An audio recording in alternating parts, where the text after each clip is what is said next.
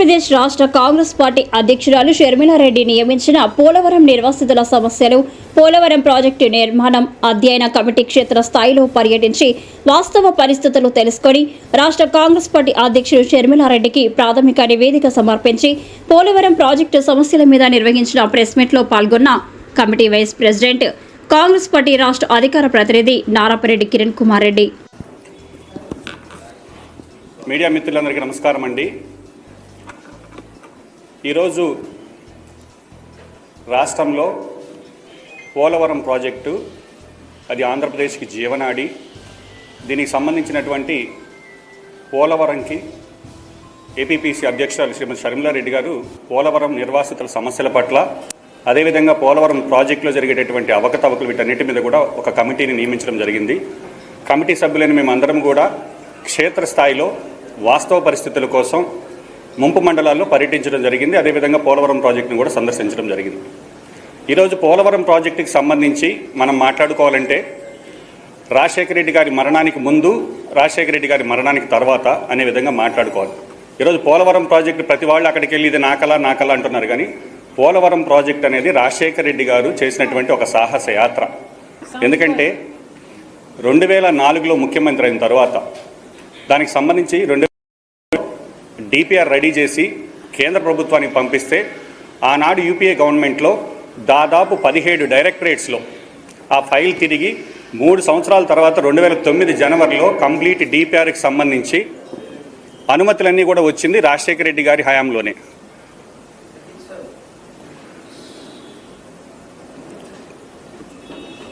అనుమతులన్నీ కూడా వచ్చింది రాజశేఖర రెడ్డి గారి హయాంలోనే వచ్చాయనే విషయం రాష్ట్ర ప్రజలందరికీ తెలుసు.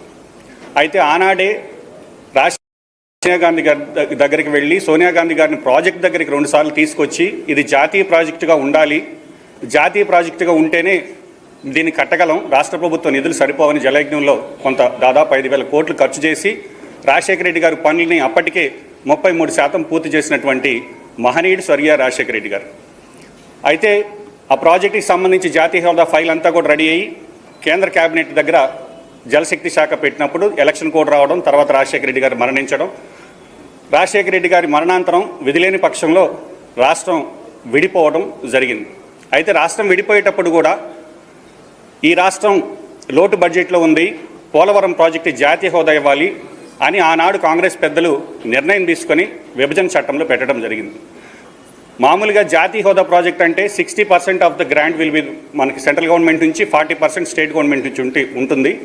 అదేవిధంగా ప్రత్యేక హోదా ఉండే రాష్ట్రాల్లో అయితే 90-10గా ఉంటుంది.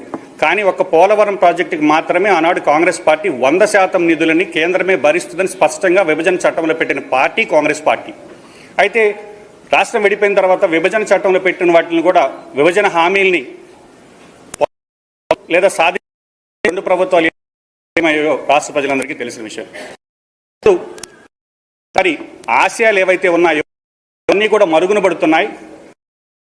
మనం చేపట్టి ప్రధాన ఎజెండాగా ముందుకు వెళ్ళాలని షర్మిలారెడ్డి గారు ఒక నిర్ణయం తీసుకొని మొట్టమొదటిది నాన్నగారి కళ ఏదైతే పోలవరం ప్రాజెక్టుకి సంబంధించి ఒక కమిటీ నియమించడం జరిగింది.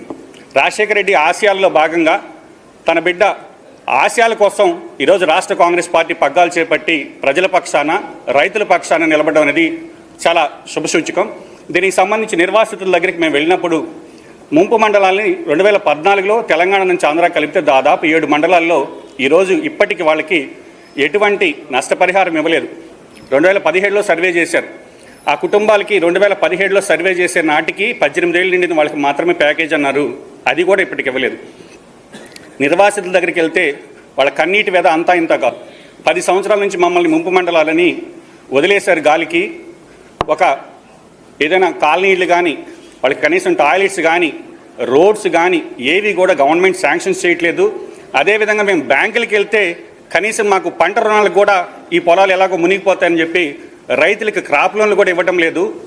మమ్మల్ని రిహాబిలిటేట్ చేస్తానన్నారు, కానీ మాకు రావాల్సినటువంటి ఏవైనా ప్యాకేజీ సంబంధించి కూడా R&R ఇవ్వలేదు. మరి 2017 తర్వాత మళ్ళీ వచ్చినటువంటి గవర్నమెంట్లో మళ్ళీ కొత్తగా 41.5 మీటర్ వరకు మాత్రమే మొదటి విడతలు ఇస్తామన్నారు. వాస్తవంగా ఏమో నదికి దగ్గరుండి ముంపుగా గురయ్యే గ్రామాలేమో మీటర్స్ హైట్కి పెట్టి, అదేవిధంగా మునిగి పోని గ్రామాలకేమో 41 మీటర్స్ లెవెల్లో పెట్టి ఈ విధంగా కన్ఫ్యూజన్ క్రియేట్ చేయటం, అదేవిధంగా ఒక గ్రామంలో రోడ్డుకి అవతల 41.5 మీటర్స్ అంటారు, రోడ్డుకి అవతల 45 మీటర్స్ అంటారు. చాలా సమస్యలు కూడా గ్రౌండ్ లెవెల్ ఉన్నాయి. వీటన్నిటిని కూడా ప్రాథమిక నివేదిక మేము మేడం గారికి సమర్పించడం జరిగింది. కాబట్టి వీటిలన్నిటి కూడా సమస్యలన్నిటిని కూడా నిర్వాసితులకు సంబంధించి కాంగ్రెస్ పార్టీ స్పష్టంగా ఎప్పుడు కూడా ప్రాజెక్ట్ అనేది ఈరోజు చాలామంది తెలివిగా మాట్లాడుతున్నారు, మేము ప్రాజెక్ట్ హైట్ తగ్గించలేదు. ప్రాజెక్ట్ హైట్ తగ్గించడం అనేది డిపిఆర్ అనేది అప్పట్లోనే రాజశేఖర రెడ్డి గారు ఉన్నప్పుడు అనుమతి పొందినటువంటి 45 మీటర్స్ మాత్రమే కట్టాలి. కానీ ఇప్పుడు మీరు కొత్తగా నేను పోలవరం ప్రాజెక్టు సందర్శించినప్పుడు ప్రతి దగ్గర కూడా MDDL అంటే మినిమం డ్రాడౌన్ లెవెల్ 41.5 మీటర్స్ అని ఒక మార్కింగు, అదేవిధంగా ఫుల్ రిజర్వాయర్ లెవెల్ అని ఒక మార్కింగు. ఈ మినిమం డ్రాడౌన్ లెవెల్కి పరిహారం ఇస్తాము మొదటి విడతలు అంటున్నారు, కానీ అది ఎక్కడ కూడా కేంద్ర బడ్జెట్లో పూర్తిగా మేము ఇస్తామని పెట్టడం జరగలేదు. వాళ్ళు మినిమం డ్రాడౌన్ లెవెల్ వరకే మేము పరిమితం చేస్తాం పోలవరం వేయమని మొన్న బడ్జెట్లో నిర్మలా సీతారామన్ గారు ప్రవేశపెట్టిన బడ్జెట్లో స్పష్టంగా పెట్టడం జరిగింది. అయితే కాంగ్రెస్ పార్టీ ఒకటే అడుగుతుంది, మీరు మినిమం డ్రాడౌన్ లెవెల్కి వాటర్ పెడతారో లేదా ఫుల్ రిజర్వాయర్ లెవెల్ వరకు పెడతారో పక్కన పెడితే, నిర్వాసితులకు సంబంధించినంత వరకు పోలవరంలో మీరు నీటి నిల్వ ఎత్తుతో సంబంధం లేకుండా 100% ఆనాడు రాజశేఖర రెడ్డి గారు ఉన్నప్పుడు ఏదైతే సర్వే చేసి వాళ్ళందరికీ కూడా ఫ్యామిలీ డిస్ప్లేస్మెంట్ PDF కోడ్ ఇచ్చారో 98,000 కుటుంబాలు దాదాపుగా ఈరోజు నష్టపోయేటటువంటి పరిస్థితి ఉంది. కాబట్టి కేంద్ర ప్రభుత్వం ఇవ్వాల్సినటువంటి R&R ప్యాకేజీలో ఏదో ఒక 20,000 కోట్లు 25,000 కోట్లు మిగిలించుకునే దానికోసం నిర్వాసితుల్ని గాలికి వదిలేసేటటువంటి పరిస్థితి ఈరోజు కళ్ళారా కూడా రాష్ట్ర ప్రజలందరి ముందు కూడా చూస్తున్నాం. కాబట్టి వీటన్నిటి మీద కూడా కాంగ్రెస్ పార్టీ దృష్టి సారించింది.